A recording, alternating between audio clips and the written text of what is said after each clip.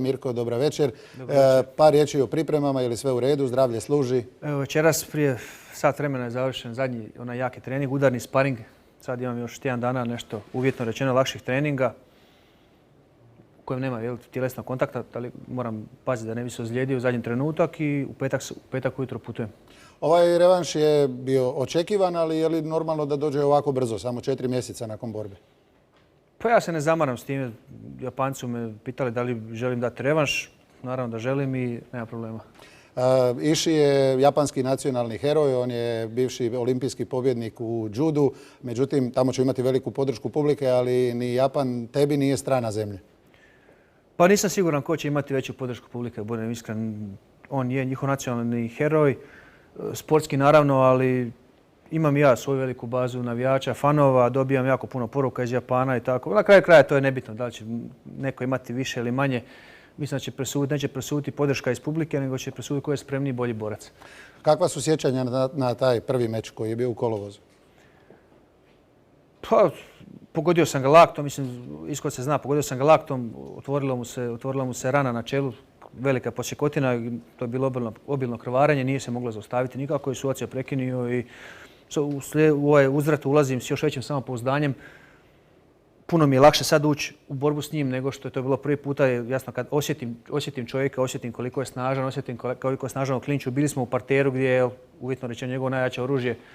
Iako ja ništa lošije od njega u parteru nisam. Tako da idem s puno manjim teretom na leđima i puno opušteniji i vjerujem da će rezultat biti isti. Ne na isti način, ali da borba sigurno neće doći do kraja. Optimizam je tu, vidim. Pa ja mislim da imam, s obzirom na pripreme, kako sam pripreme odradio, da je moj optimizam utemeljen. Opet ćeš dočekati novu godinu nekoliko sati prije od nas u Hrvatskoj, u Japanu. To ti već dođe kao praksa stalno. Pa 8 sati, točnije da je 8 sati vremenska razlika. Lijepo mi je to, otići za novu godinu tamo nekako, to je tradicija, ovo je već 10. put da odlazim boriti se za novu godinu. Voliš Japan? Da, da. Jel to Ne bi mogao, nisam siguran da bi mogao tamo živjeti, ipak je to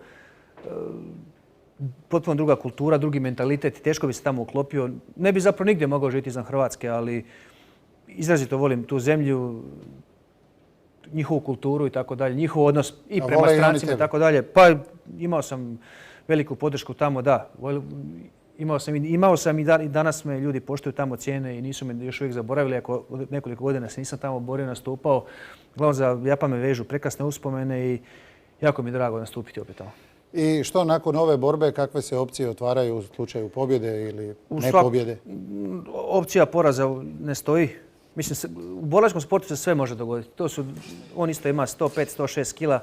Čovjek je rasni sportaš s pedigreom, što bi rekli, on je olimpijski pobjednik u judu. Uvijek je sve moguće, pogotovo u slobodnoj borbi. To su rukavice male, da su to praktički se dvojica muškaraca, teškaša bore sa golim šakama. Jedan krivi udarac, trenutak nepažnje, da mi je loš bioritam i tako dalje. Ali sam zaista u vrhunskoj formi.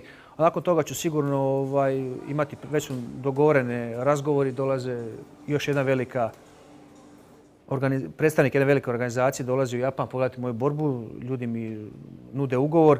Svakako ću vidjeti kakva situacija stoji s Japancima, da li je to ekskluzivni ugovor koji traže oni. Uglavnom svakako bih želio još barem 2 puta iduće godine stupiti do 3 u Japanu, pa ću vidjeti sa ovom drugom organizacijom. Jel smijemo znati koja je to organizacija? Neću ništa govoriti s trčaca dok to ne bude. Ja se jako dobro osjećam, ja to volim, uživam u tim treninzima, oporavio sam se od svih ozljeda i naravno, uvijek ima ljudi koji, ne znam, dobronamjerno kaže Mirko šta treba napraviti u 40. Ja se zaista vrhunski osjećam, vrhunske treninge odrađujem, kondicijske treninge koje ne mogu parirati 25-godišnjaci koji su meni dolazili pomagali u mojim pripremama, momci koji su na vrhuncu neke tjelesne moći, ne mogu u kondicijskom smislu parirati i izdržati taj trening. Po 3 čovjeka ispod 30 godina se mijenjaju na meni i budu umorni na kraju runde od mene. Svaka čast, ja neću pokušavati. Ti si preko 30, onda ti ne moraš. Ostaje samo poželjeti ti puno sreće, puno uspjeha za staru godinu. U programu Nove TV ćemo te svakako pratiti. Hvala i pozdrav svim gledateljima Nove TV.